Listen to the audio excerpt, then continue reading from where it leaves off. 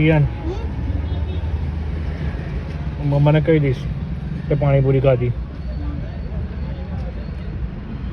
કહી દઉં મમ્માને, કહી દઉં ને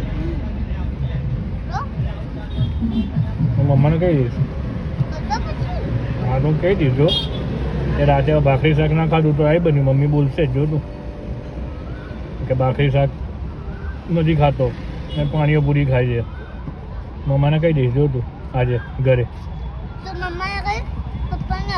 ચાલે મેં નથી અપાઈ, તે મને કીધું મારે પાણીપુરી ખાવી છે. મોહન ના લઈશ તે તાર રૂપિયાથી લીધી, મારા રૂપિયાથી નથી લીધી. હા તો ના ખાઈશ.